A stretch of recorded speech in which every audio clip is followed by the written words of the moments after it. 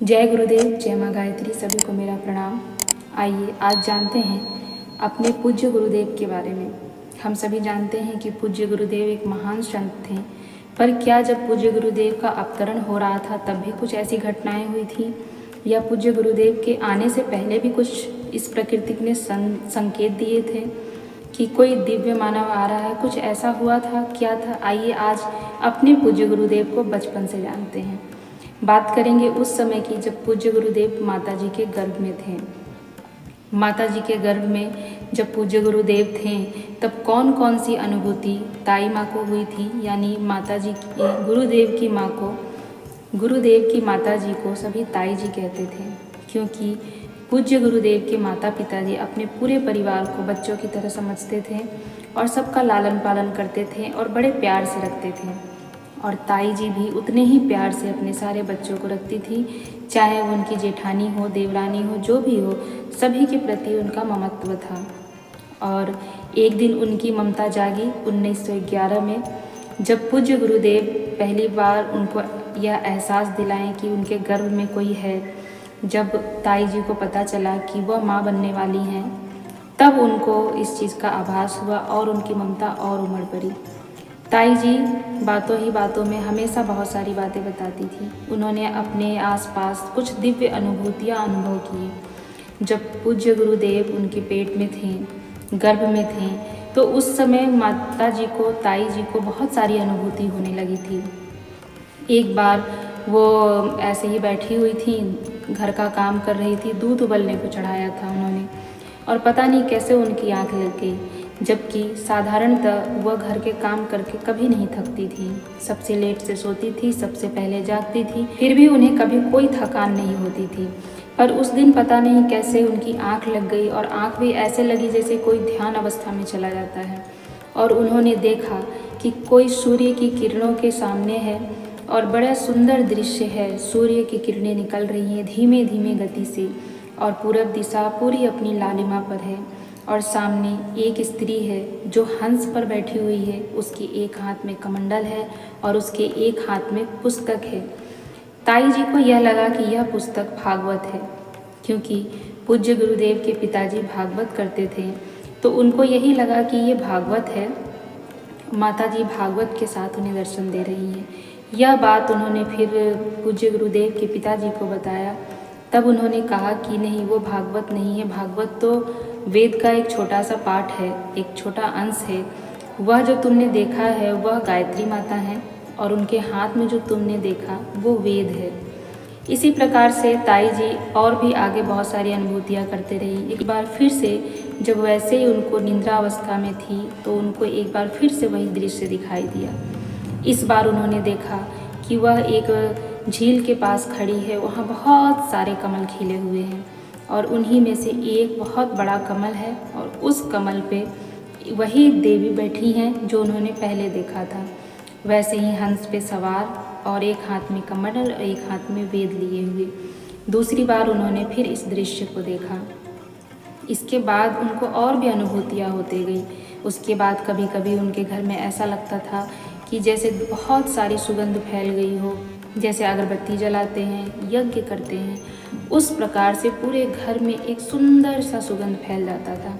फिर ये सुगंध थोड़ी देर रहता था, वह दिव्य सुगंध स्वयं ही फैलता था, स्वयं ही कुछ देर में अपने आप समाप्त हो जाता था। परंतु वो दिव्य सुगंध माता जी को, ताई जी को बहुत ही सुंदर लगता था। ऐसे ही एक बार उन्होंने स्वप्न में देखा कि जब वो स्वप्न में थी, तब उन्होंने देखा कि पूर्व दिशा से देवताओं का विमान आ रहा है। जैसे देवता पहले विमान में भ्रमण करते थे, ऐसा कुछ दृश्य उनके नज़रों के सामने आया। उन्होंने देखा कि पूरब दिशा से एक विमान देवताओं की आ रही है, और देवता ऊपर से फूल बरसा रहे हैं, पुष्पों की वर्षा कर रहे हैं।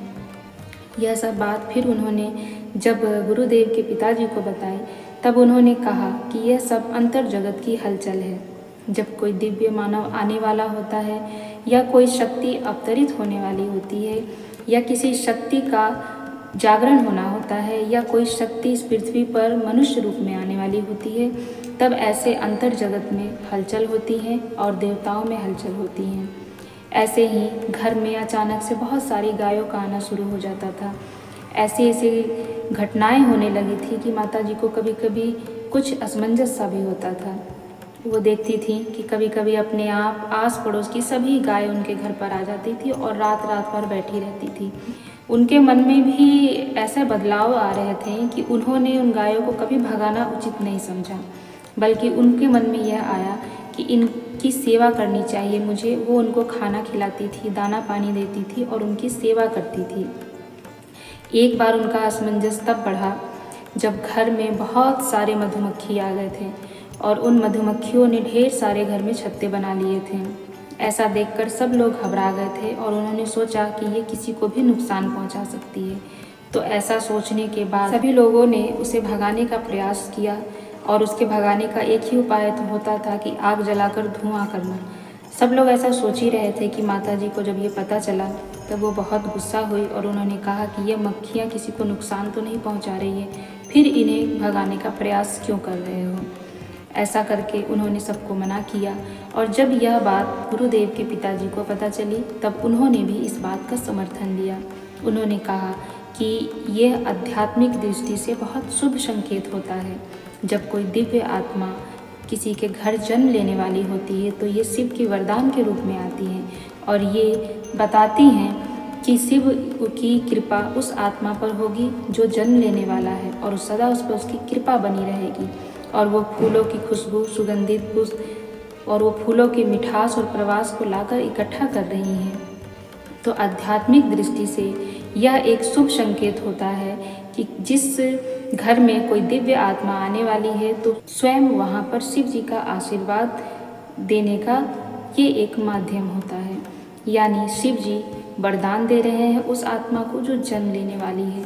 शिव जी यह एहसास दिला रहे हैं कि इस आत्मा के साथ सदैव शिव जी का वरदान, शिव जी का आशीर्वाद रहेगा। तो यह थी हमारे पूज्य गुरुदेव की कथा जब पूज्य गुरुदेव गर्भ में थे।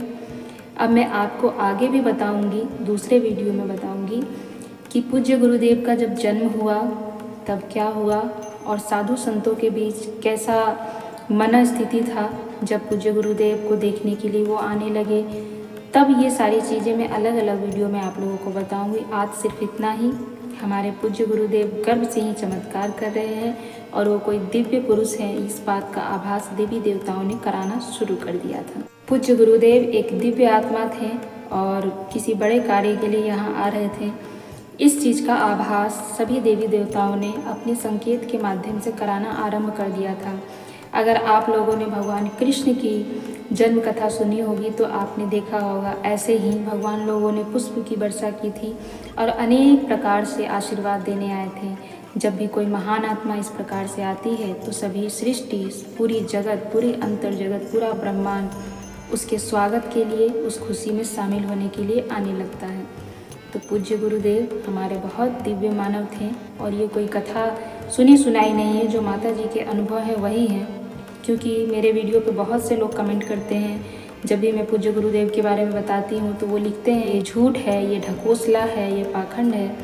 मैं कृपया उन लोगों से कहना चाहूँगी जिनको बात अच्छी लगती है वो देखा करें, जिनको नहीं अच्छी लगती है वो जा सकते हैं। मैं किसी को भी बाध्य नहीं करती। मेरा काम सिर्फ सत्य बताना है और जो पूज्य गुरुदेव की किताबों में लिखी है मैं सिर्फ वही बात बताती हूँ।